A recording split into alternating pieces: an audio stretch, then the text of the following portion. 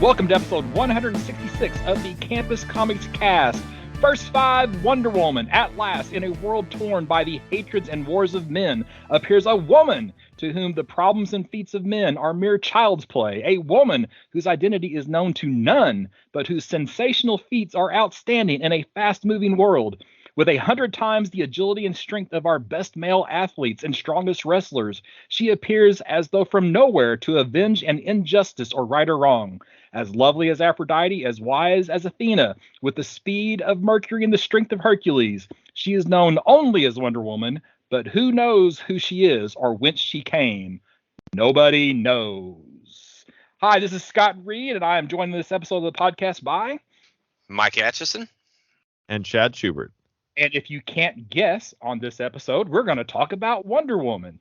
So in addition to talking about Wonder Woman, hey, we almost have like a all-female character. So how appropriate it is for 3 guys to talk about two different female comic book characters. We're totally Makes a lot of sense. All right.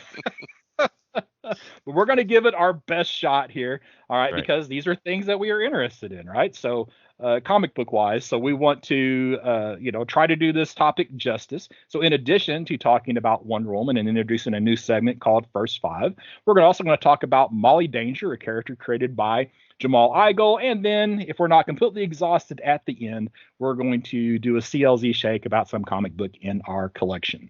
So do we just want to dive right in? You guys got anything you want to add before we get going?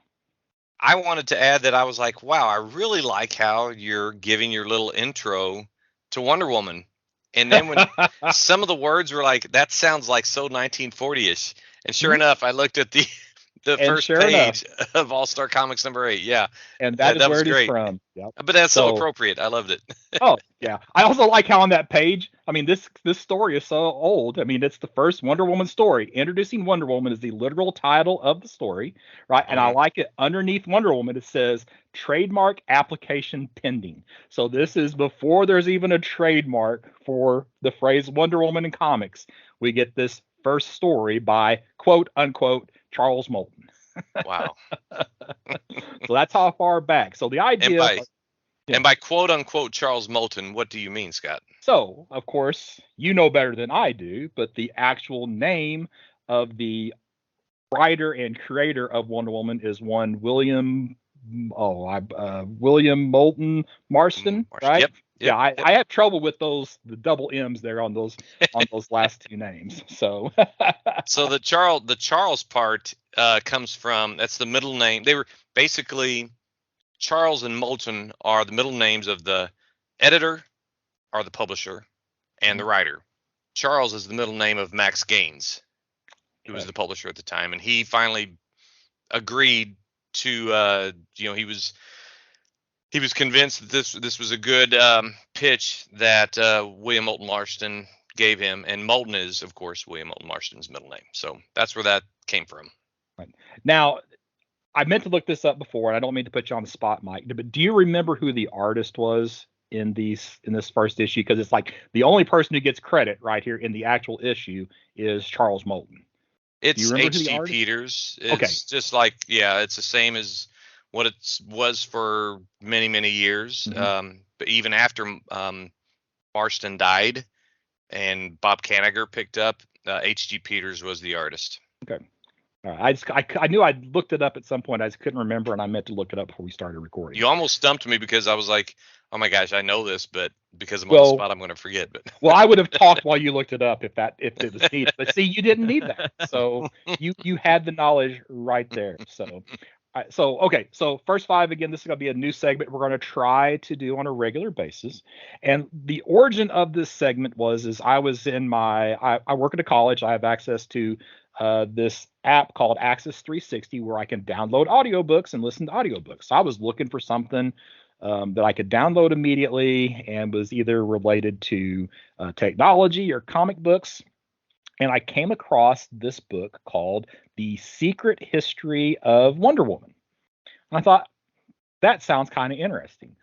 So I downloaded this book. The author's name is Jill Lepore. And by the way, if you have a public library and they have Access 360, you can download and listen to this book, as well. But I was expecting a little bit more information on Wonder Woman, but it actually spends most of its time talking about, William Moulton Marston and his history and his wives, kind of pseudo plural wives, and talking about that relationship and some of his early failures. But as I'm going through this, listening to this audiobook, I'm thinking, you know what? I probably should read these initial Wonder Woman stories, because we know kind of the story about Steve Trevor crashing on Paradise Island and being rescued by Wonder Woman, but I don't know that I'd ever actually read any of them. So I thought, let's go back and read these and just see what we think about the stories now, how the character compares,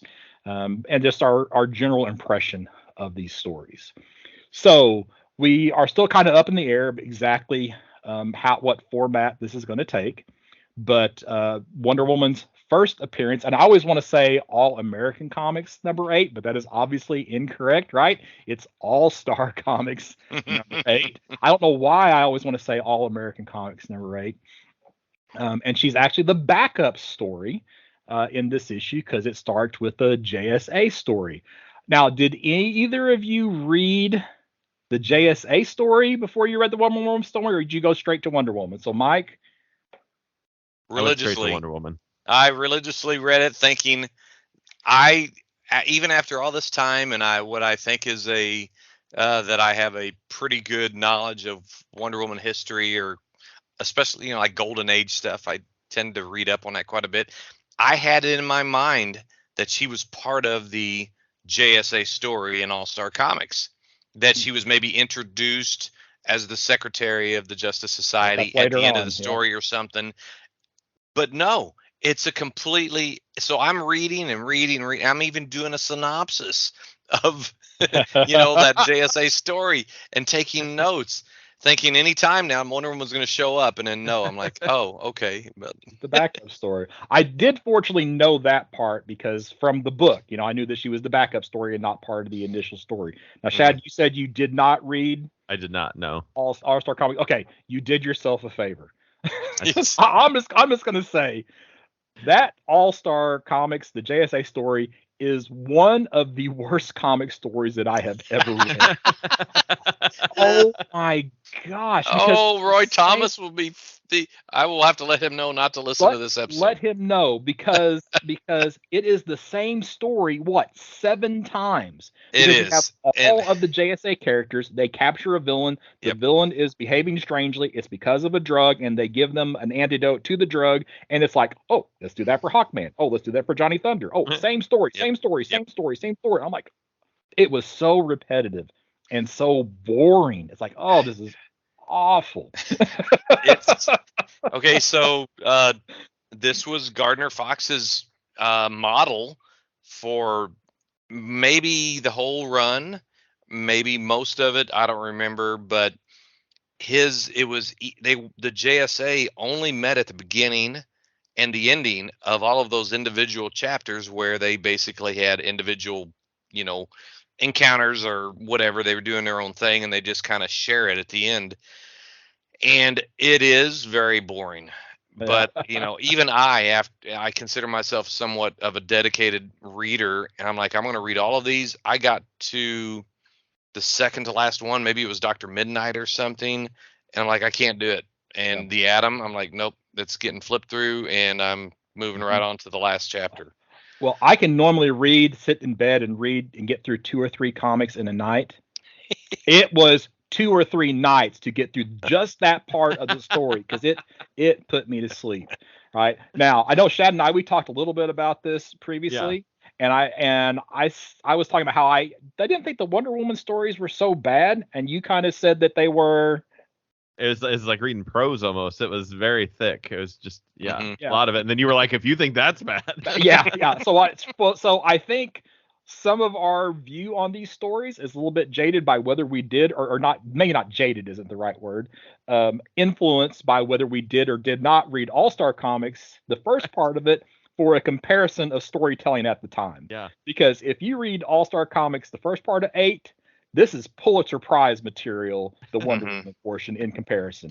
Okay. Yeah, and I think the Justice Society stories did get better, at least in just story quality, because I've read a lot of them, and maybe it's because I've read a lot of Roy Thomas's articles in the All Star Compendium or whatever, but our companion. But I do want to comment on something real quick. There's a good reason you can confuse All Star Comics with All American Comics, and it may not be the real Because I reason, have but it's a actually good because I have a reason. terrible memory, but that's Well, not besides there. that, Yeah. it's All American Comics and National Comics were two separate companies at the time. And at this time in 1942 or whatever, they were the Wonder Woman, Green Lantern, and Flash, I believe, were all under the All American banner. It wasn't until later that they all joined up.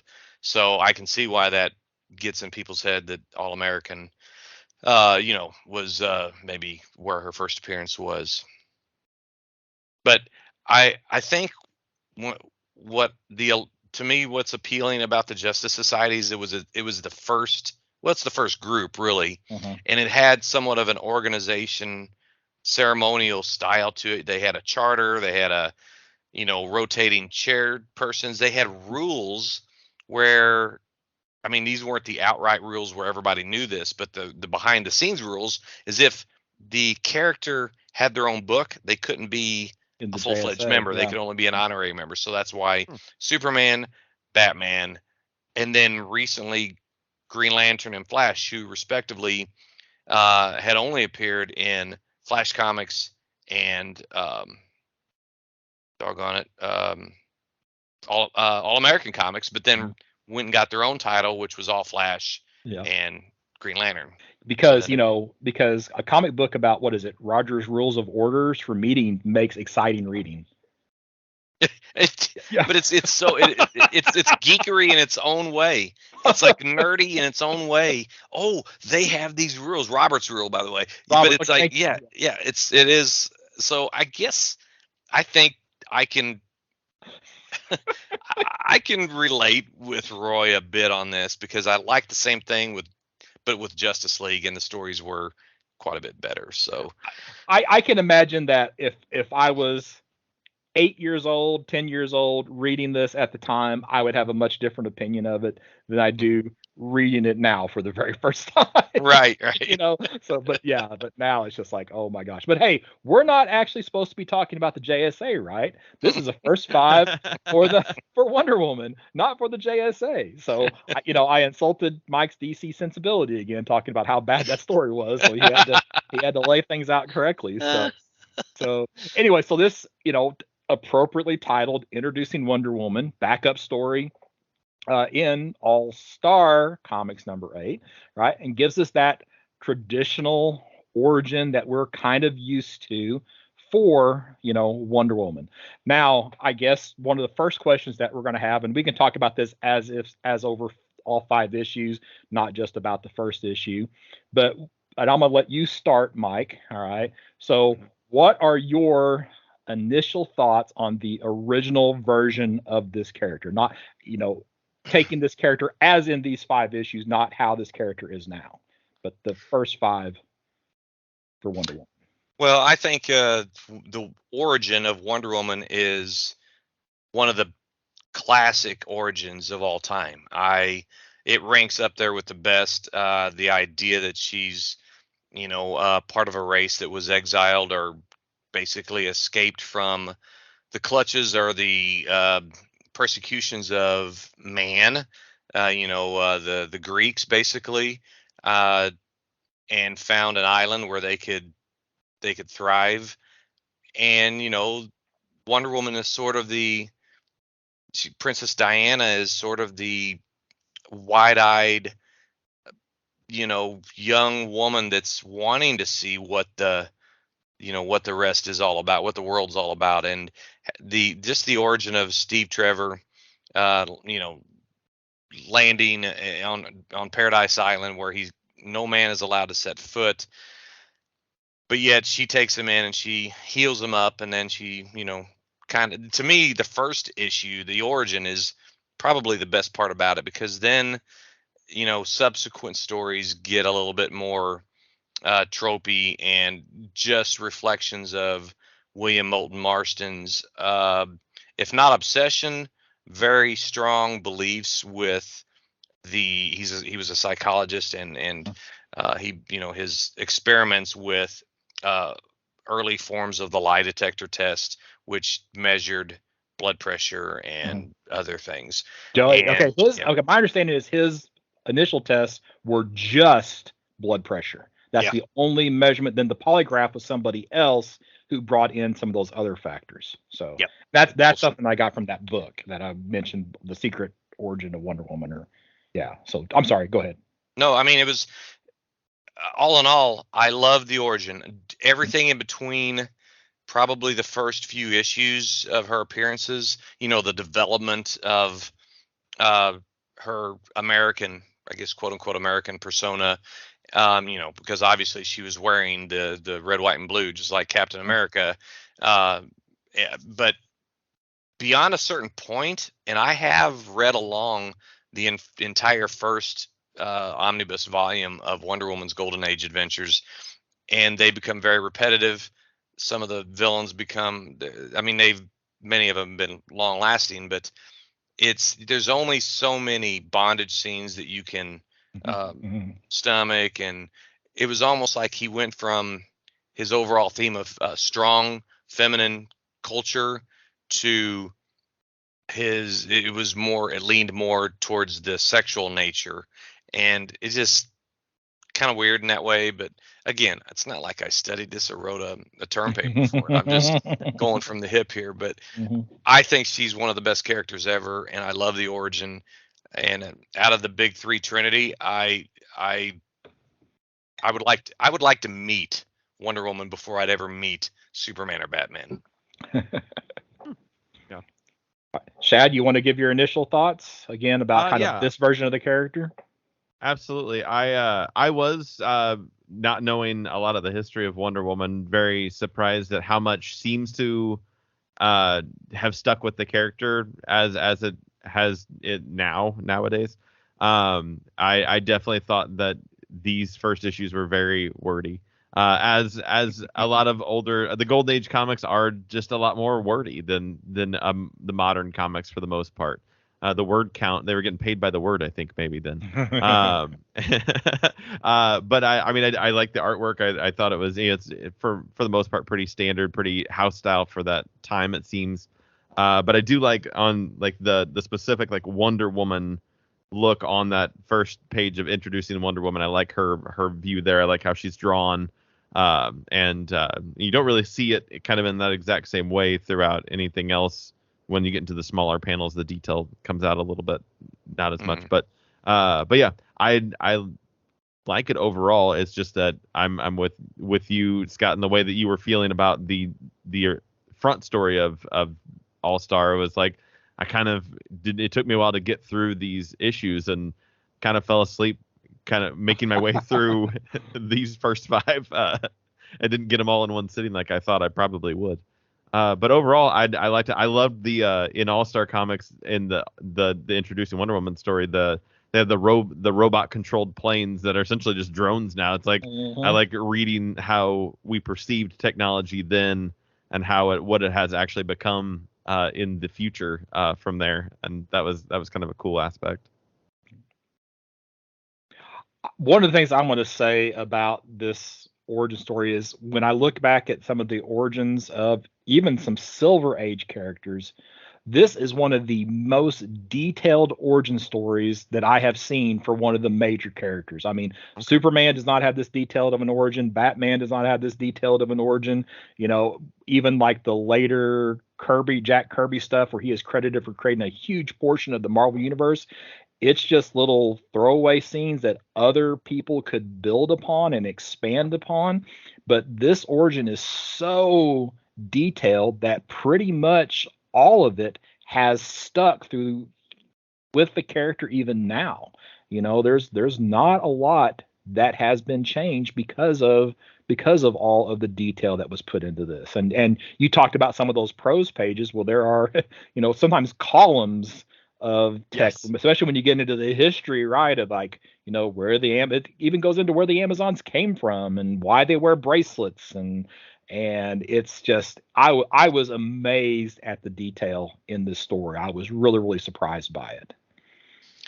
Yeah, I agree with if there's a reason it was heavy reading, is because, I mean, like you said, there's at least 2 pages of prose with some images interspersed, but it told a very good story. And like Scott said, this origin lasted. Mhm. It didn't evolve much, if at all. And that origin holds up. It doesn't feel dated now. Like it still feels completely relevant, completely like it's the perfect amount of reality meets whatever the opposite of reality is. I can't think of the word right now. It's realism, Fiction, or maybe fiction. Yeah, fiction. Yeah. But all of those. It's funny. One thing that is, despite the fact that they have the stereotypical, German phrases, and they call every German Fritz, but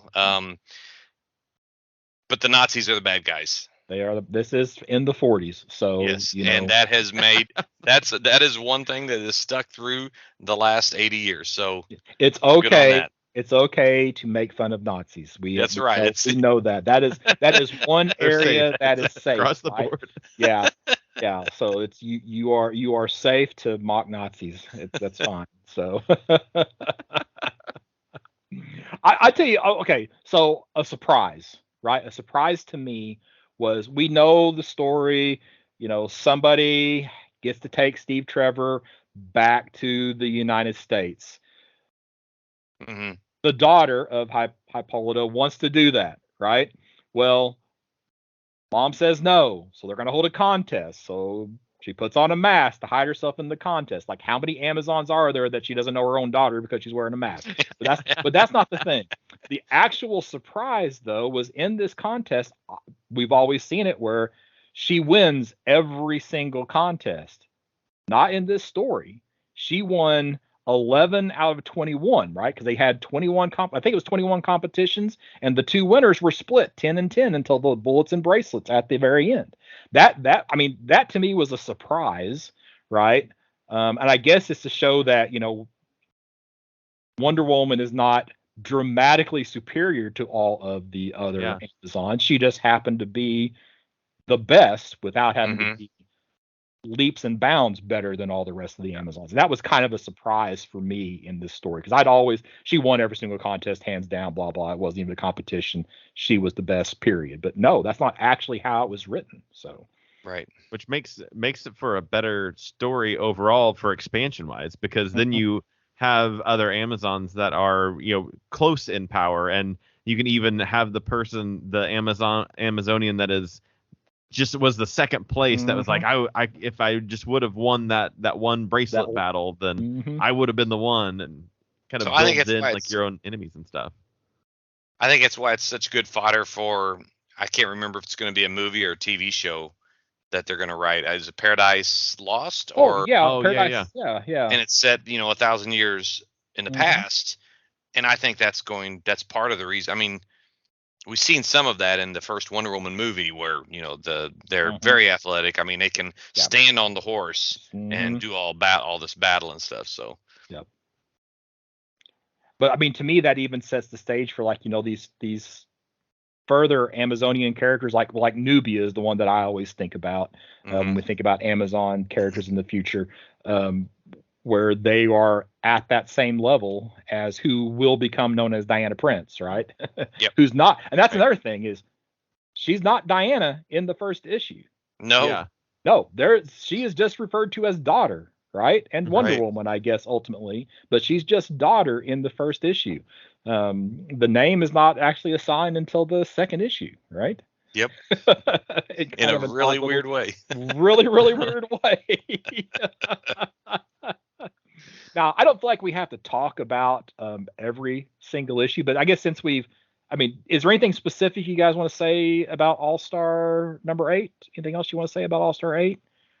You want to kind of move forward a little bit? Just that it was a nice 9 or 10 pages. Yep. As wordy as it was very a simple story, really. I mean, it gave you the facts. So I liked that it wasn't that long as far as page wise. So well, it was just a backup, and I think they were really just going to try it out and see how it went. Mm-hmm. Because a female lead character was not a common thing in the 1940s. Right.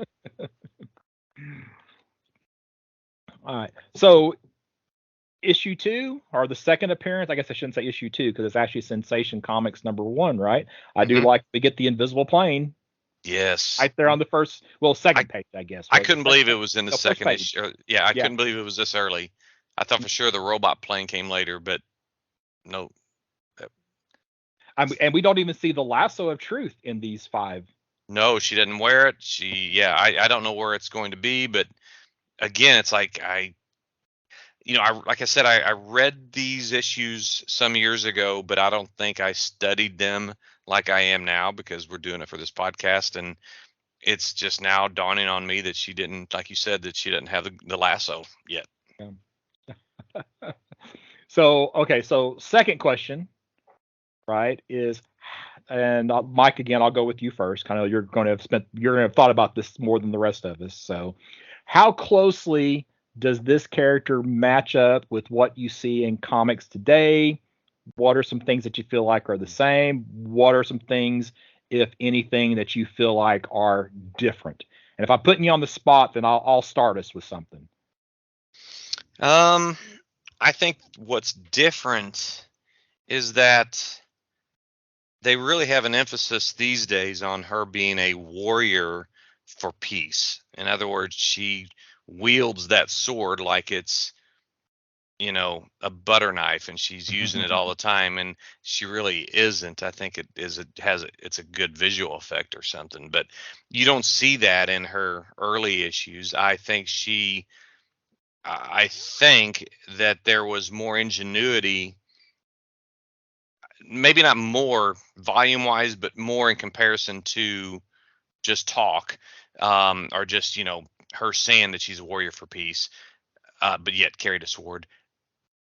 But in the early issues, she sort of came up with solutions to not only resolve things peacefully, but she also was looking for redemption to help the bad person, whether it be Paula Van Gunther or whatever her name was. She was one of her early foes. She was a scientist. Or Dr. Psycho, or not Dr. Psycho. He was always knucklehead. Dr. Poison. Dr. Poison. Or Cheetah. That's to me the ultimate one. Who comes later? Yeah, who comes much later? Yeah. Yeah, but I mean, she was always looking for ways to kind of help them out, and find the redeeming qualities and figure out how to get them away from doing. She was trying to save the day in that way, and whereas you do see some of that today. Good Wonder Woman writers will do that, but they also put a big emphasis on she's the warrior. She'll break a neck if she has to. I hated that. That was one of my worst scenes ever, was when she snapped what's his name's Maxwell Lord's necks. But was that in Infinite Crisis, or that was in Final Crisis or Infinite Crisis, or one of those? It was in one of those crises. Yeah. It was, yeah. But I know she's capable, and if she has to, she's the one out of the Trinity that will kill if she has to, but that's not evident in these early issues at all. So I might be off track with what you were asking, because the gist of what you're asking is that what's the same, what's the difference? Mm-hmm. She's still supposed to be an inspiration for others, and I think she remembers that. But she's kind of the flip-flop of the other two members of the DC Trinity, Batman and Superman, because in Batman and Superman's early appearances, they don't really have any compunction against killing, whereas Wonder Woman does, and it's not really until the comics code, right, that Batman and Superman stop doing the killing so much, and are the the don't kill, where we get that version of those characters. Because Right. Batman early on carried a gun. Superman would throw bad guys off buildings. It's Yeah. He'd had dangle them by his feet or by their feet. Yep. Shad, do you have any initial thoughts on how this version of Wonder Woman compares with any modern version of Wonder Woman that you've read? I haven't read a lot of modern Wonder Woman, so I don't have a lot to go off of. I mean, obviously the costume's slightly different, but not overly. I mean, just depending on the iteration, but it's not drastically changed in that side of things. I was surprised to see like the wrist, what they call the bracelets. The bracelets. Mm-hmm. Being used so predominantly, right out the gate, and still being used now, at least in the movies. I don't know. I think that's more of what I have to go off of as the movies when it comes to Wonder Woman than I do anything else on that side. But no, I don't really have a lot of comparison to modern Wonder Woman on that side. One of the things that stood out for me is like this almost feels like a romance comic. These early feel more like a romance comic, and whereas like you were pointing to Mike later on, it's not the Wonder Woman pining for other people. It's other people sometimes, but that's not the pining for Wonder Woman. That's not ever the focus of the story. But like she falls in love with Steve Trevor as soon as she sees her first man. I mean, that was kind of a weird little thing, and I guess that's more of the time as far as storytelling goes. Now, you gotta remember I don't know how old Steve was, but she was probably 20 years old. Right. And when you're young, the hormones kick in, you're like, Man, that's a man. I've never seen a man before. Do they team up? Does Steve Trevor and Wonder Woman, do they team up in the modern comics frequently, or is that something but it never just kind of more specific? They do. I mean, I've still read Wonder Woman, and it doesn't work. It hasn't worked for a long time. Okay. It just doesn't. It's kind of like the whole Clark and Lois. And they're married now, but who knows how long that's going to actually stick in the comics. I mean, you go back to like Peter Parker and Mary Jane, and it's so tough for any comic book relationship to last too terribly long, because then that limits the stories that the writer can tell, Right. So, and I think that's why they have wisely not made the Steve Trevor, Diana Prince the focus of the stories moving forward, And it's only because I liked their team up, kind of like I liked their not necessarily their romance take or leave, but they're fighting together. They're actually a team together. I like that aspect. Yeah. No, their fighting together still works. I mean, in the modern comics, they're more okay. It's a platonic. I think it's better if it's a platonic relationship with a high level of respect for one another. Okay. Yeah. But romantically, it's been in the last 20 years that Wonder Woman has been pretty much clearly said as immortal, and there's no way. Everybody knows that. Okay, it's just not going to work out. So now there's been Becky Cloonan and Michael Conrad were writing Wonder Woman in the recent few years, and she had a romance with an Asgardian god named Siegfried, or a Norse god, I should say, not Asgardian. Okay. Sorry. That's okay. Well, sorry, Marvel. But that you could see, because they both had the potential for, if not immortal, they kind of crossed between realms, and it's pseudo immortal, right?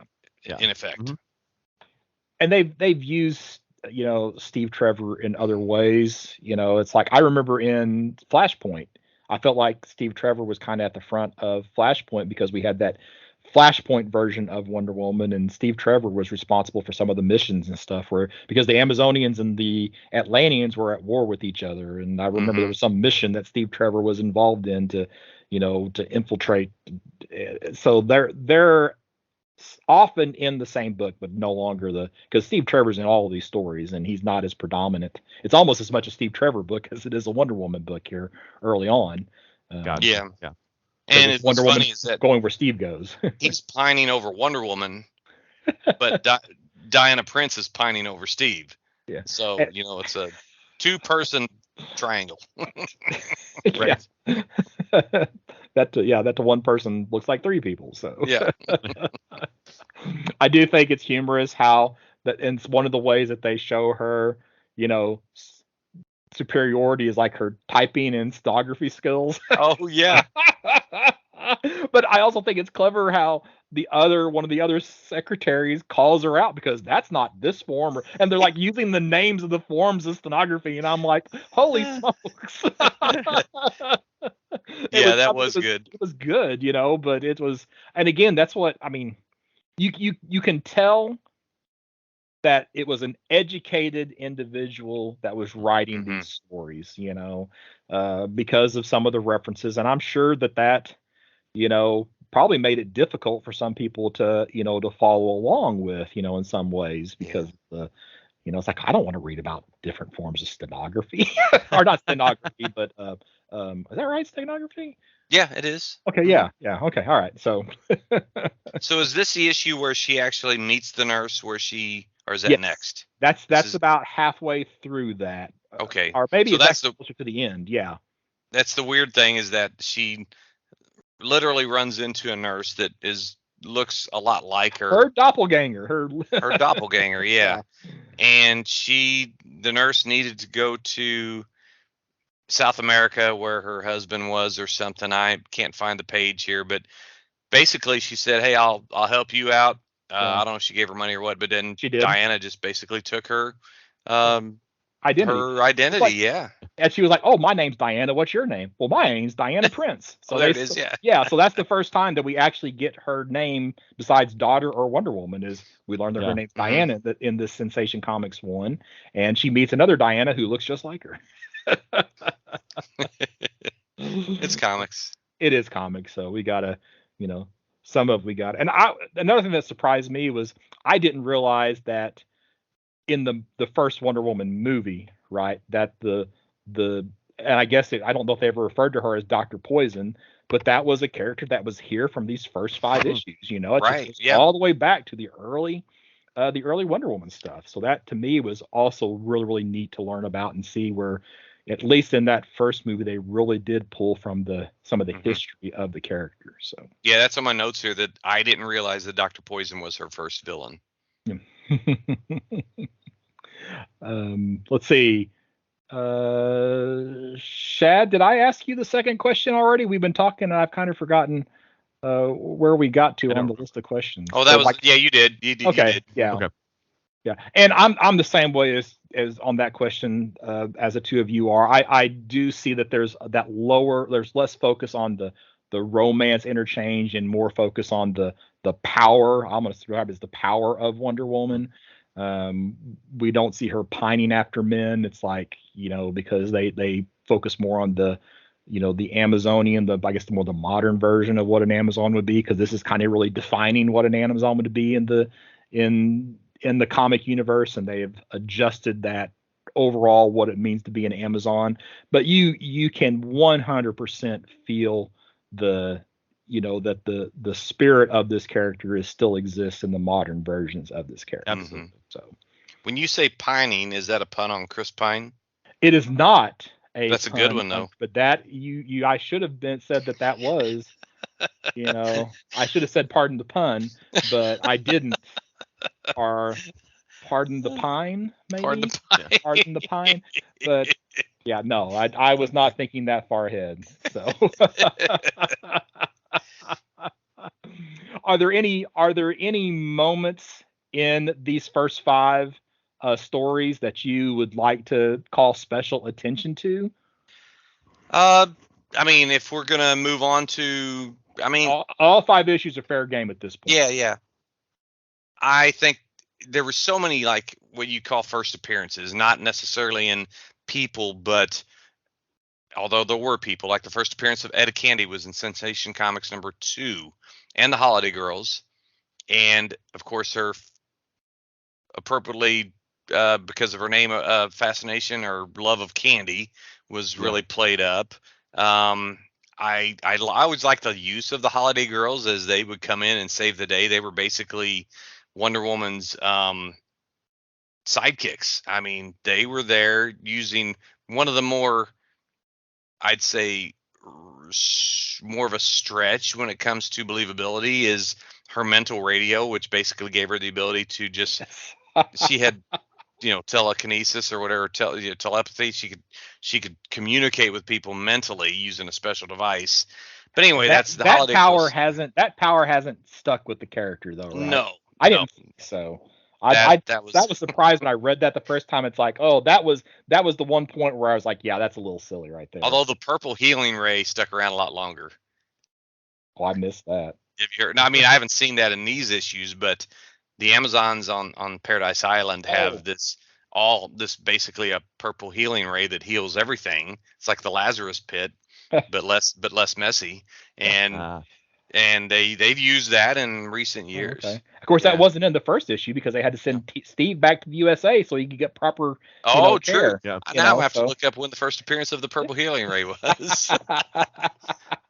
But these also were the first appearances in these issues of Marston's fascination with the truth, and not just polygraph or you had lie detector, mentions or lie detectors. You had mention of truth serums. It's a recurring theme. So it's really neat to read the first times that something that has stuck around for 80 years, really be talked about. The first appearance of the purple healing ray was in Wonder Woman #1 in 1942. Mm-hmm. Okay. So not too long, but that's when things really started getting kind of weird. I mean, these first issues had some weird things in them, but they weren't as crazy as like some things that would happen in like the Silver Age or whatever. It was, I mean, as grounded as a, or if you want me to do a pun, as bound to reality as a Wonder Woman story could be.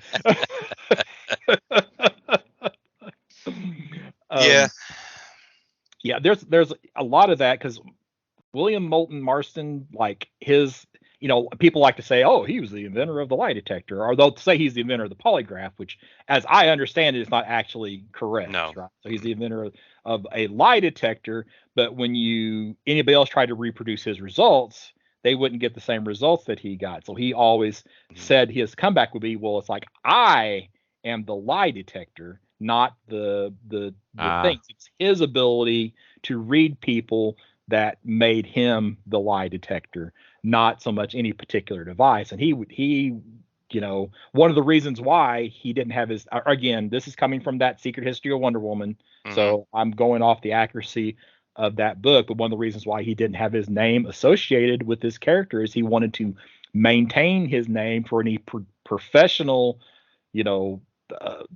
documents that got published. He wanted to use that name for that and not for Wonder Woman. And it's not until Wonder Woman became a financial success he's like, oh yeah, that's me. I'll take credit for that. Yeah. Yeah, and there's a reason that polygraphs are not admissible in court. I mean, they are far from being irrefutable. There's ways to beat them, and I know this just coming from that kind of field. I've seen them applied, but I've also seen other sciences used, like voice stress analysis and things like that. Again, they're just a tool, but not something that is, conclusive. Conclusive, yeah, the right word. But he's fascinated with it. In issue 3 of Sensation Comics, Diana, even though she took over as she was a nurse at first because she took over that woman's identity, she became the secretary for Colonel Darnell, which was Steve's superior, and that gave her she was in a position to get intel about, Nazi stuff and to stay close to Trevor too. Yeah. I mean, like I said, Diana she loved him, but he loved Wonder Woman, and All that stood between them was a pair of glasses. That's right. That has never been used in another. No, I not at all. can't think of anyone. No, Who would do I else don't would know. do that? Maybe it's the spit. Maybe it's the spit curl that. Any other moments that you want to call out from these first 5 issues? I did mention earlier, but I'll mention again. It was in issue 3 that was the first appearance of Wonder Woman's mental radio, and it was the first that I could find of a spanking scene, which became about every issue, either spanking or bondage, or both, Or going both, yeah. forward for another 10 years.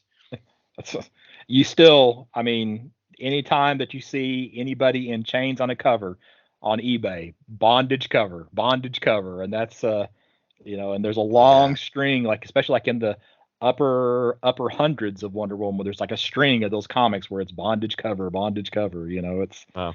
that's something that and it really was more about, well, it was supposed to be more about women breaking the chains of their own bondage, but it kind of turned into something else. Yeah.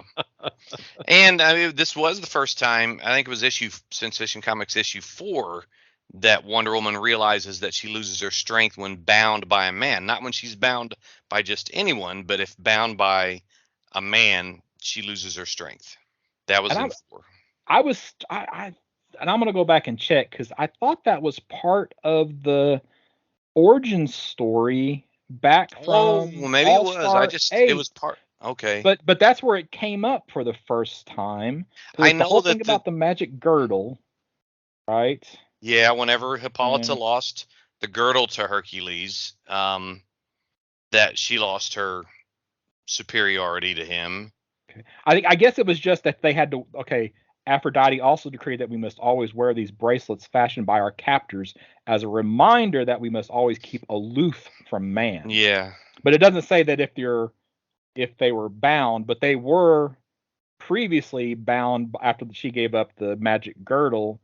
In Hippolyta gave up the magic girdle, they were kept in chains, and then when they broke the chains, they still had to keep the bracelet portions on. Yeah. So I guess it doesn't explicitly say. I guess there's like a quick flashback, like in that issue that you're talking about, where they say, "Oh, we're not supposed to, allow ourselves to be chained," but she does it anyway. So, yeah. Shad, anything else particular that no, from these? I don't think so. I mean, a lot of what you guys are calling out, especially Mike, is things that I was like, oh, that's a character that kept on going. I guess I didn't even know that. So there were a lot of things I think that went over my head with this. I mean, overall, I thought they were decent stories with a lot more words than maybe needed to happen. But that's just me as a modern age comic reader that doesn't have a lot of experience in Golden Age, I think, for sure. It's like going to a museum, Shad. It is. You appreciate it for its whatever it represents for the Absolutely. era. I think. That was a note I had in my brain that I didn't actually write down. It's like there's all kinds of bands that are coming from a music side of things that I don't really enjoy the music, but I appreciate what groundwork they laid in order to make the next band that I really enjoyed really good. I won't talk about any of those bands on here because I don't want to get any hate mail on my opinions of them, but it is exactly that. It's the appreciation for the art and exactly what it is, because it laid the groundwork for the comics that I do enjoy nowadays. Okay. Yep. My big surprise for these 5 issues is how much I actually like them. I thought they would kind of be a little dull and typical Golden Age storytelling, but I thought these were pretty good. And I read each of them 4 times, I think, just to kind of, get some thoughts together for this. And some of the stuff like the Wonder Woman pining for Steve Trevor was a little silly, and I'm not a big, so that part kind of felt like a romance comic, and I'm not, that's not what I like to read. But overall, if you could get past some of the stuff for the times, which is, I don't have too much trouble getting past that stuff. I thought these were pretty solid for, especially for a Golden Age story. So Yeah. I was pleasantly surprised Yeah. how good these stories actually were. And again, that may be a little bit skewed by how bad the first part of All Star number 8 Yeah. actually was. So in comparison, for Mhm. certain, it's really, really good. So We didn't really talk about the art, but H.G. Peters' art mhm. is not. It's controversial in that some people don't like it and some people really, really, really like it compared to other Golden Age artists. Now, it's not necessarily Lou Fine or Eisner or whoever, but he had he made his female characters look kind of different, but still attractive. You know, it's I'm I'm kind of on the favorable side of H.G. Peters. I kind of liked it though. If you're looking for realism in artwork, right? It's not here. I don't know Yeah. how many of those scenes in the Invisible Jet where she's down on her ladder and she's catching people coming from the side, and it's just like it's. Yeah. I was like, they didn't fall through the plane, or Yeah. how did they actually get to that angle? You know, there's some, but he does it in close up, so you don't see the plane, and I think overall it's held up pretty well. And like we talked about in your last Mars episode that we recorded, it was consistent. So Mhm. as long as you get kind of consistent output, then I can work with it. And the fact that it is a golden age story also gives it a little bit of a pass on the artwork. I probably would not be buying a modern Wonder Woman book that was drawn like this. Right. But Absolutely. for a golden age book, where major artists weren't drawing comic books, I mean, that's Yeah. kind of I'll how make it one was. more comment about that. Trina Robbins, The Legend of Wonder Woman, that was put out like 87, 88. Mm-hmm. She was hearkening to the H.G. Peters style, and it was okay because you knew what she was doing. Yeah. But I agree with you. I want to see. Yeah. I don't want to see that now.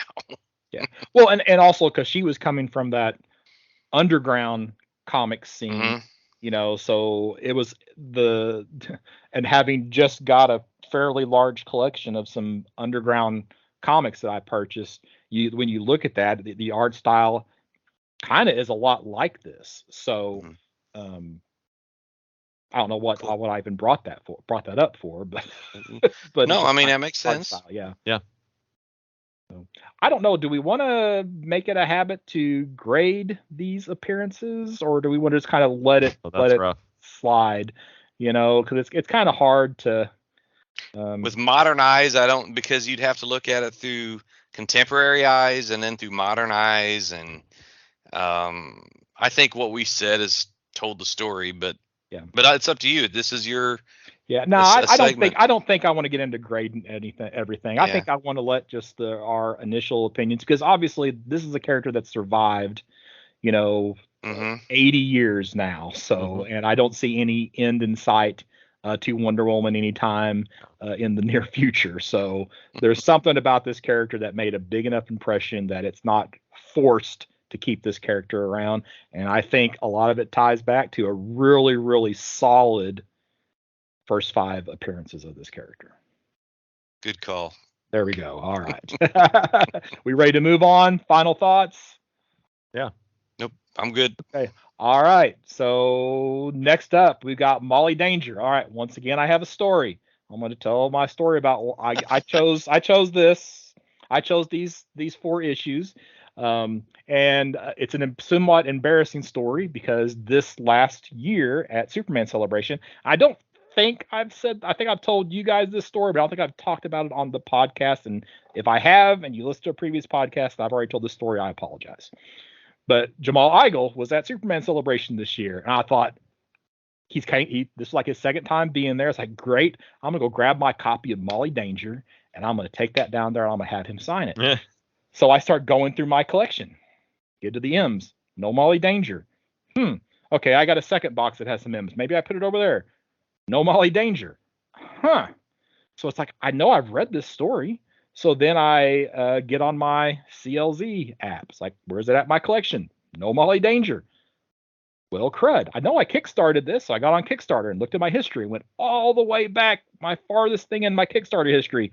No Molly Danger. So apparently I just imagined that I kickstarted this book. So here I am at Superman Celebration, go up to meet Jamal Igle, tell him this story, and it's like I was going to go buy. It's like, hey, did you bring any Molly Danger with you? Because I want to buy it. He's like, he did not, because he didn't want to have to call it on the plane, which I understand.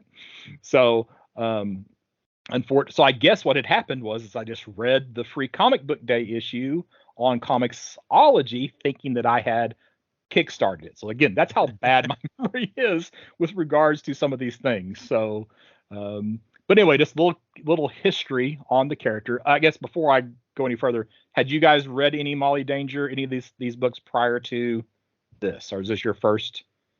It's the first time. Yeah. Okay, all right. So this is a character whose origins are actually back in the early 2000s.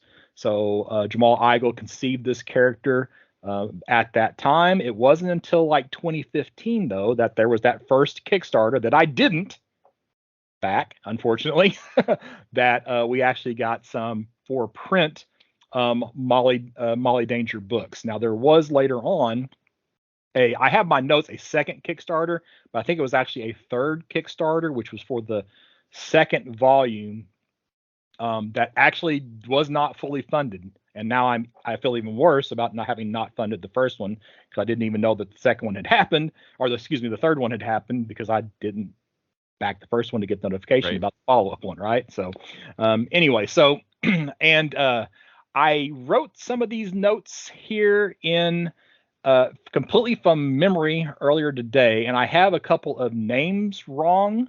So I need you guys to help me out here a couple of times. Now the guy who becomes Molly's pilot, that was Austin. Yeah. Austin. Okay. All right. And then the first villain that she fights is Medulla. Is that right? For like the part of the brain? Oh, I did not write that one down. Okay, didn't. Okay, and I have that. I guess I could have. Well, somebody look that up for me. All right, and then I also need somebody to look up the speedster villain for me as well. Okay. All right. So Molly Danger is an alien who is over 30 years old. All right, but on Earth she is in the form of a human teenage girl.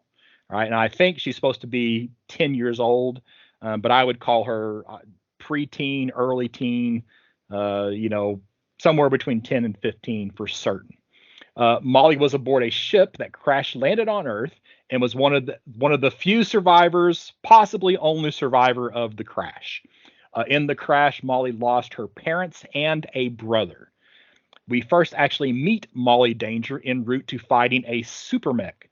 Now, in this case, an actual mech controlled by Medulla, who is the actual super mech.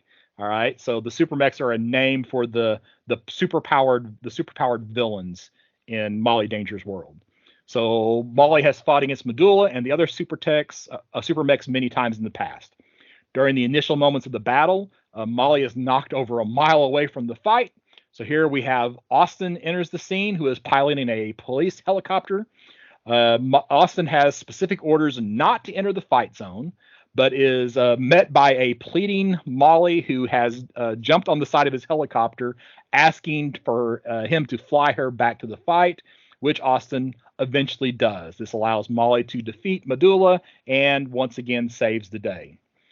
Austin, however, is fired from his job from the police, but this is actually a good thing for him because it results in him getting an invite to become part of Molly's team, referred to as DART. DART is stationed in the Molly Dome, and it is DART that supports Molly's mission both financially and tactically. Austin and Molly go on their first mission together a couple of weeks later against a speedster super mech by the name of... Didn't find it yet? Okay, all right. So we'll come back to that. You're still muted, Mike, just FYI. So we'll come back to the name of it. Doesn't really matter for purposes of the story. Austin and Molly use some I got it. Yes. Slipscott. Okay, so there you go. Defeat Slipscott through some unconventional measures, but this results in both Austin and Molly being grounded for 2 weeks, And grounded means Austin can't pilot, and for Molly that means she cannot play her gaming consoles for 2 weeks, right? So she is in many ways, even though she's 30, at least 30 years old, right? She still kind of has some of these, teenage behaviors. All right. After the grounding ends, Austin is called on by Molly to take her out on a mission, but it seems like Molly just wanted to get out of the base. While they're out, Austin and Molly are talking, and despite Molly's popularity, she kind of is ultimately alone. So Austin takes Molly to meet his wife and stepson, and his stepson is actually a huge Molly Danger fan, and the two strike up a friendship. And in that part of that friendship, later on, Molly even sneaks out of the Molly Dome, right, to go visit Austin's stepson, kind of, secretly, because she's not supposed to be out and not supposed to interact with normal individuals. All right. Medulla and Slipscott are being taken to a special prison where they can be held when another super mech, and I think the mech's name was Little Cavey. I don't know if you guys have that. Okay, so Little Cavey frees them at the prompting of Father, right, who is presumably the individual that is giving powers to all of these super mechs. Unfortunately, this is where the first story arc for Molly Danger basically ends, because again, that follow-up story was not successfully funded up on Kickstarter, and to my knowledge, Jamal Igle has not yet revisited this character, but I suspect if he gets any opportunity, he will come back to this character. So, Shad, do you want to give some of your initial thoughts on this story, or point out any major story point that I omitted from my synopsis? I can't think of anything you omitted. There are some things I definitely liked about this story. I liked the concept of the alien teenage girl or the alien adult that's trapped in a teenage girl's body, essentially.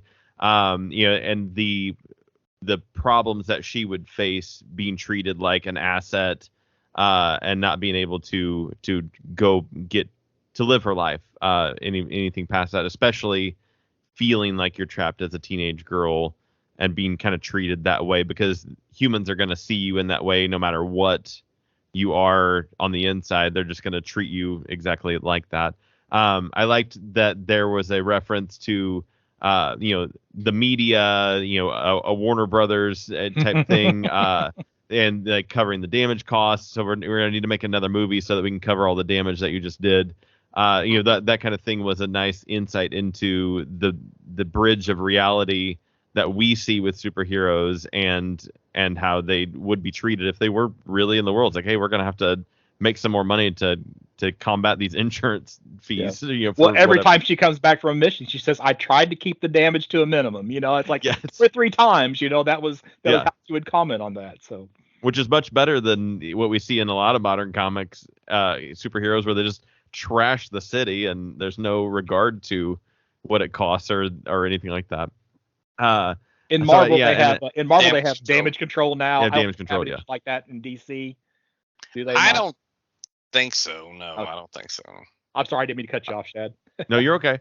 But I thought that the characters themselves and the ideas of them were pretty developed for what I felt was a lackluster execution of that. I thought that there were good ideas, but maybe didn't come together super great. All right, Mike, what are some of your initial thoughts? Well, Jamal Igle's art is something I've enjoyed for years, going back to Green Lantern and Firestorm, and I enjoyed it just as much here, even more so because I knew it was a personal project and it was something that really was close to his heart because of he's got a daughter and it meant something to him. So he's one of those creators that you really respect and like, and you, no matter what, you really want to root for him. Having said that, the plot was a bit thin, I think. Wasn't really groundbreaking, and I don't know that he's quite the writer that he is an artist, which doesn't mean he's a bad writer. It's just he's a way better artist. And I don't know that this is when I don't know that it's really a book for young kids, even though it looks like that on the cover. There's enough going on in here that I'm not sure that I would say it's for young kids. Now I'm not saying it's not YA, but it's probably not a 7-year-old's book. I did appreciate the whole, I'll call it the Claudia from Interview with the Vampire situation, or even Golden Gale from where she's much older than what her body betrays, and she doesn't seem to be bothered by it as much as Claudia or Golden Gale was, and I think that would have added a little bit more pathos to. Wait a second, I say pathos. I don't know. It could be ethos. It could be with the other things. I don't know. I'm not going to pretend to be that literary, but it wasn't. It could have been more deep, or could have been something they could have touched on there. We are smarticles. We're smart. So I think it was good. There were just things that made me a little bit cringy. Was like what the government was doing. How they were treating Molly was like criminal. I'm like, this is BS. And maybe all of this would have been addressed in subsequent story arcs, but they're talking to her like she's a punk.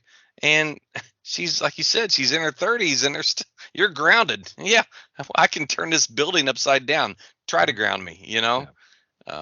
It seems like they missed out on some of that, but I did like, what was the Austin's son's name? Brian, his stepson. I don't remember the name of the stepson, but yeah. He was kind of a little turd at first, but he's in a bad situation, or not a bad situation. Yeah, he wasn't in a great, familiar situation. But yeah, that's what I mean. But you could see, I think those are the points where Jamal did a good job of creating those relationships and kind of giving a chance for this kid to break out of his shell and meet his hero, and neat stuff like that. So, I mean, I've read through this twice. It's one thing about it, I could go through that free comic book day issue easy in catching up, but then when you want to try to catch up with the digital version and you keep swiping and you just get another word balloon, and you're like, oh my gosh, it's gonna take me forever.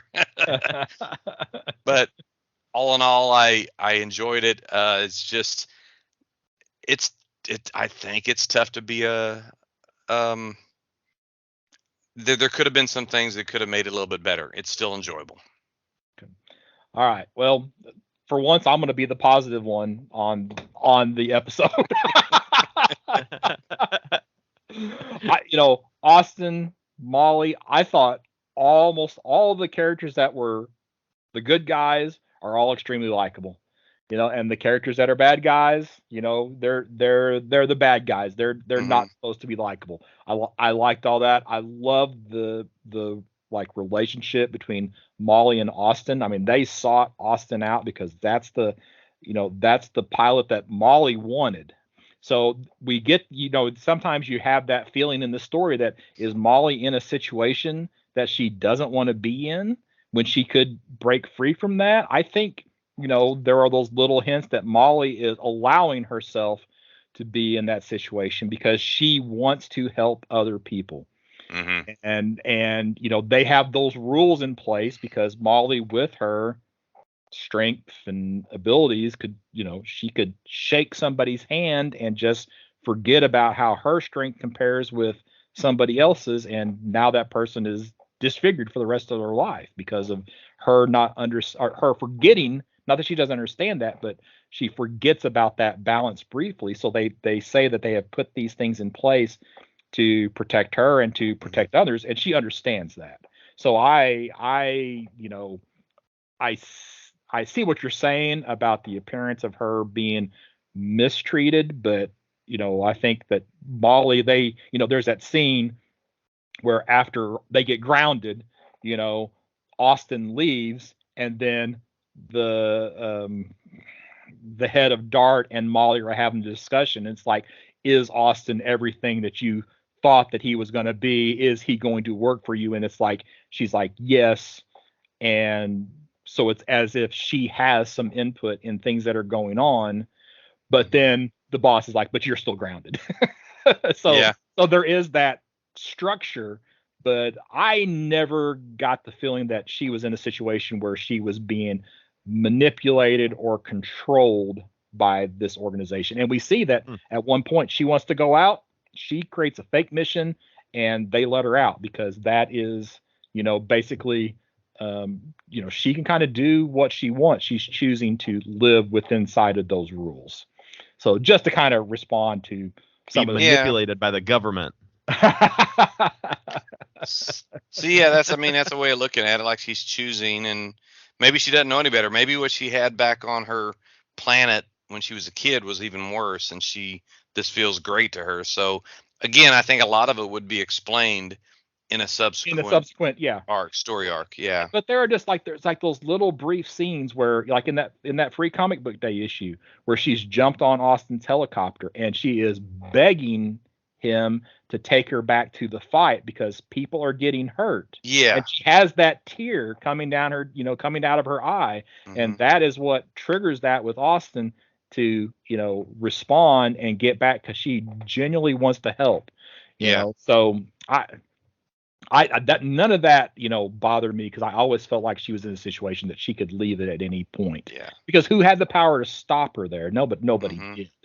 And they were, that scene where Austin is the interview for the job, right? Where the person who's, walking him around takes him to the hallway for all the people who have died, protecting or furthering Molly's mission, as in, it's kind of a reality check, of what actually happens in these situations. But man, I Jamal Igle's artwork just to me in this one knocked it out of the park. That's the scene about the emotion coming from Molly. There are several scenes like that where it's very clear, the emotions that these characters are feeling.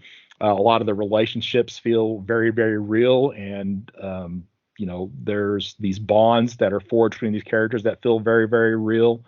And I would so much you can see the groundwork being set for the upcoming stories that are going to be told in, this Molly Danger universe. If I got one complaint about this, some of the bad guys feel a little silly, especially like Little KV. Yeah. He looks like, Popeye meets Fred Flintstone, Easy on the Popeye.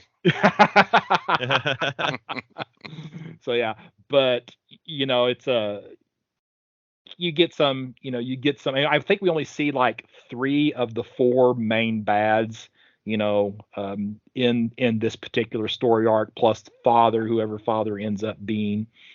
And there are lots of little hints, like, it's implied that Molly may not have been the only survivor from that crash that, brought her here. So there's lots of little Easter eggs that are being placed in the story that can be built upon later on when and if I hope Jamal Igle gets to come back to this universe and give us the next, 4 issues. Yeah, I would love Danger. Yeah. He appears quite a bit on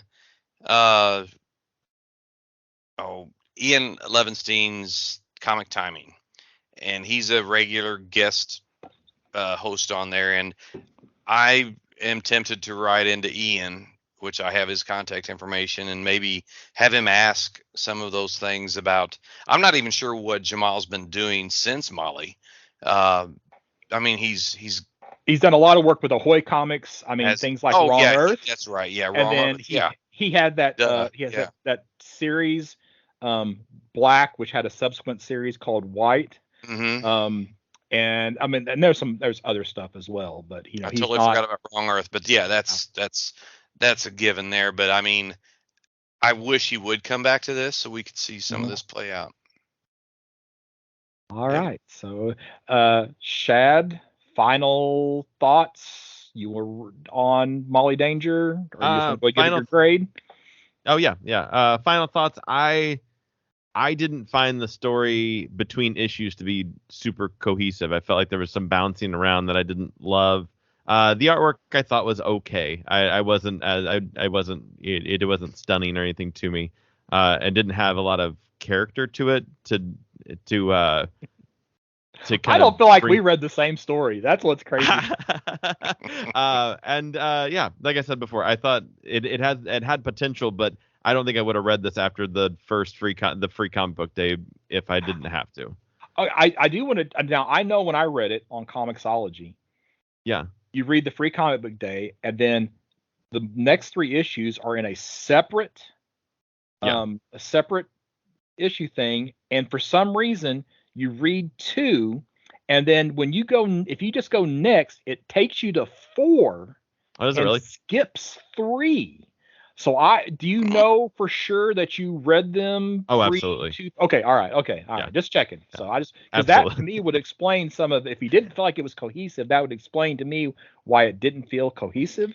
Yeah. But I didn't get that at all. But I'm sorry, I'm And cutting it yeah, and it just felt as though he had a good idea, but then was like it to me it felt as though he had a good structure and a good idea, and somebody was like, hey, we can give you a free comic book day issue if you can pull it off, and he created this one standalone issue which wasn't horrible, but then didn't feel like it was the same book going into 2, 3, and 4. Could have been that it was guided view into 2, 3, and 4. Also didn't help that it didn't feel cohesive either. The structure was a little different on there. But I gave it a 5.0 of a very good fine. Okay. Just a side note on what you just said, it actually was kickstarted for the full 4 issues, and I think they took the first. Well, it actually was just one book that they divided into 4. They took part of it out for the free Oh, okay. comic book day, so it actually was created as all as 100-page story. So just Oh, FYI, okay. or Interesting. not Okay. 140. I can't remember how many pages it was, but yeah. Yeah. Okay. All right, Mike. I really would have loved to read this in a trade in one big reading, because the digital way was kind of took me out of it. But then again, once I get used to it, it was fine. But I'm going to give this a 6.5. So I'm falling in between. Well, I'm going to be a whole grade above. What would you say, Shad? 5.5? 5.0. Yeah, or 5.0. So I'm going to give it 6.5, which is a fine plus.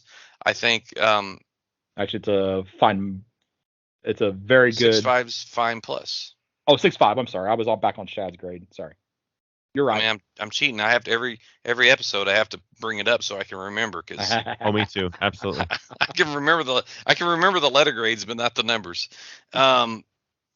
So yeah, I mean, it had room for improvement. Let's just put it that way. Maybe more than average room for improvement, and I think it can still come if Jamal gets a chance. Wow, I'm so disappointed because I love this story. Oh my I gosh. gave this a very fine plus 8.5 because Woo. the things that you're saying or feel like incomplete stories to me are the pieces that he's planted so that it's not like pulling something out of thin air in a future story. He just unfortunately didn't get to finish. He hasn't finished the story yet. So I feel like we're reading kind of that foundation of this new character and this new universe with the groundwork being laid for the future. So that's how, and I went online and I bought a couple of copies of this, one for me to keep and one for me whenever somebody, especially a younger reader, comes and says, I'm looking for something really, really good to introduce myself to comics, and it doesn't have to be Batman, Spider-Man.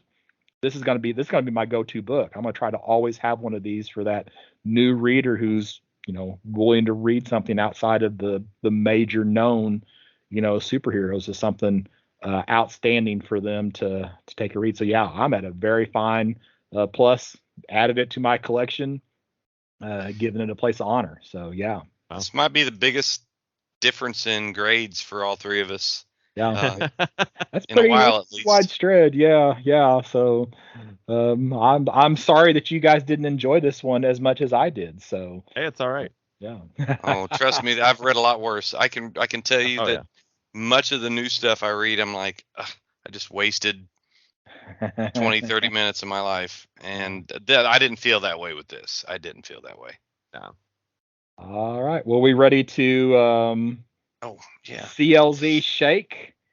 I'm making sure I get back Pick it here up. to the actual right screen. I got mine up here. Let's see if I can get that going. And I got a good one. All right, this is Avengers issue number 57. All right, from October of 1968. Ooh. What is special about this book is this is the first appearance of the Vision, written by Roy Thomas. You were talking about Roy the Boy earlier, right? Mm-hmm. So written by Roy Thomas. This is in my collection because of that first appearance by Vision. It is actually I got a slab. I got a 6.5 slab copy of Avengers issue number 57. So Ultron creates the Vision as a means to attack the Avengers, and ultimately Vision turns on Ultron and later becomes a member of the Avengers. So That's one of those classic covers too. Mm-hmm. I have issue 56. And if I remember correctly, it's like this is the one with the last panel where there's a kid who finds Ultron's head, and they quote, who do they quote? Oh, I'll look it up while you guys are doing your CLZ Shake. Okay. Go ahead, Go? Shed. Yeah, go ahead. All right. Shaking it up. Oh, we got a little bunny mask action. All right, this is bunny mask number 1, cover B, which is actually the cutout of the bunny mask. This was the first appearance of bunny mask. I feel like I've drawn a bunny mask in this before. And this was written by Paul Tobin, drawn by I always mess this up. It's not Andrea Moody. It's Andrea. Andrea. Yeah, there we go. Moody, which I love that artwork. That's one of my favorite artists.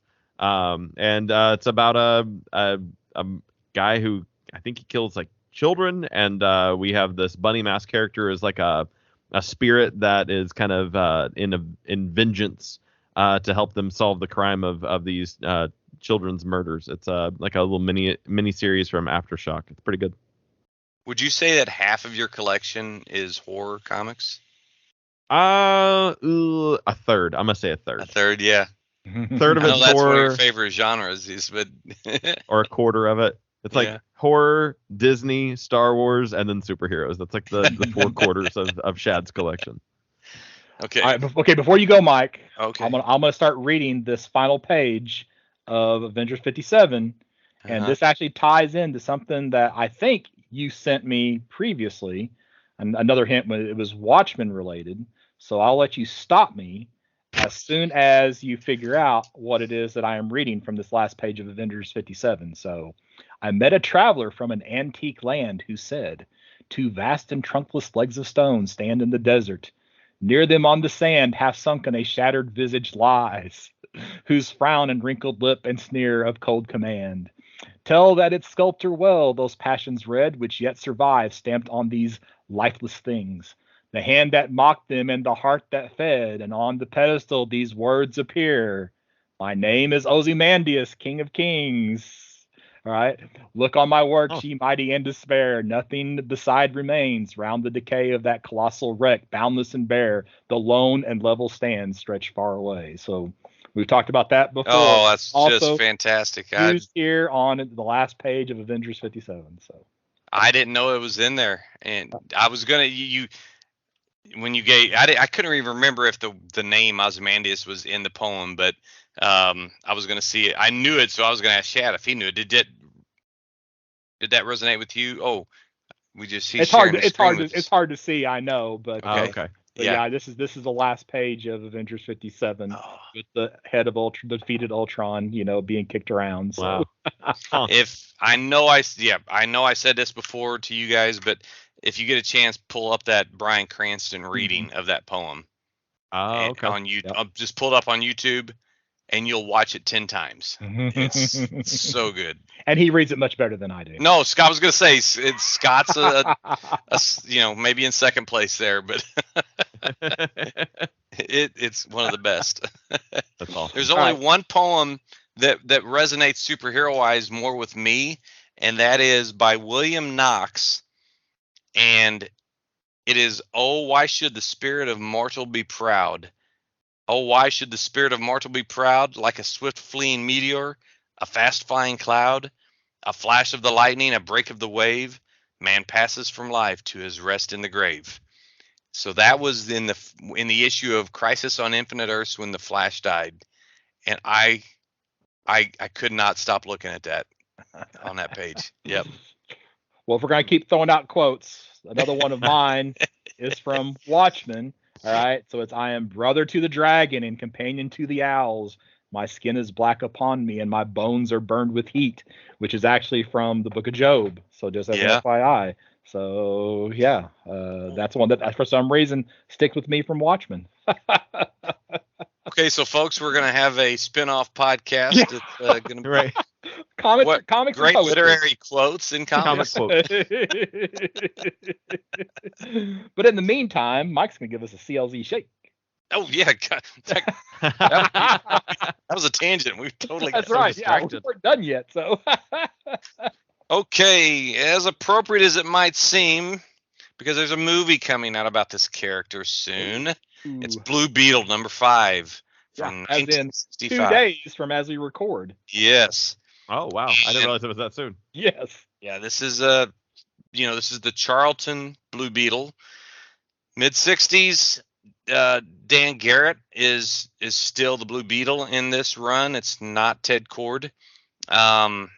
I don't know the creators, Joe Gill, Bill Fraccio, Tony Tallarico, but I don't have this. I only got it because it was pretty cheap, and it was, the Silver Age Blue Beetle. So, Charlton Comics were kind of notorious for their poor quality paper and typeset and stuff like that. But anyway, yeah, that's I just got, now it's the modern reprint of Blue Beetle #1, which has the Questions first appearance also in that. I've got that. Issue. Yeah, I have a regular one, but I also got another copy of the modern. So oh, cool. Yeah. So I mean, as in the not in the modern imprint. The modern imprint, in the 70s, which is still from the 70s. Yeah. Mm-hmm. Mm-hmm. Yep. So yeah, this was issue 51. I forgot to mention that, but it was from 1965. Predates my birth, so that makes it old. Okay. All right. So Shad, what's coming up on episode 167? On 167, we've got the previews for September for books that will ship in November. Again, if somebody wanted to reach out to you, Shad, where would they do that at? You can find me on Facebook at Shad Schubert. That's SHAAD SCHUBERT. Yes, I almost forgot how to spell my name. That was why the pauses were in there. And it's been a long night. And definitely check out my band, Shad and Thomas, for music we've got out there and upcoming shows. Mike? It's Mike Atchison 5 on Twitter or X. I'm sorry, I was trying to think of a way to misspell my name, and I couldn't do it in time. That and then of course email. We've got our podcast at birdcomics.com, but m.atchison90@gmail.com if you'd like to write me. But just reach out, folks. Tell us what you think. All right, and I'm Scott Reed. You can find me at burgcomics.com, burgcomics.com. And I'll go ahead and mention it one more time. September 2nd, Harrisburg, Illinois, Southeastern Illinois College. We have Berg Comics Con 2023. Super excited. Have Mark A. Spears as our featured guest, cover artist for several Spawn books. He does a lot of Universal Monster work as well. So outstanding painter artist, excited to have him there. And we'll be back soon with previews.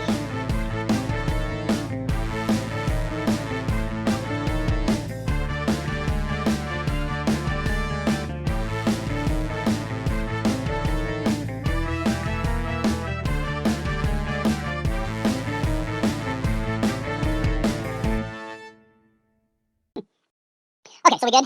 Yep. Welcome to episode 166 of the Campus Comic Cast. All right, it's gone already. Isn't that terrible? Should have gone first. Yeah. That's all right. Okay, hold on. I forgot what we were calling that segment. I was like, I was going to say past 5. I almost said past 5. Yeah. So, and then Vin Diesel's here for us. And then at that point, it was over. I just couldn't decide if I wanted to say introducing first 5, so I was going to say first 5 Wonder Woman. I'm just going to leave it at that. So, all right.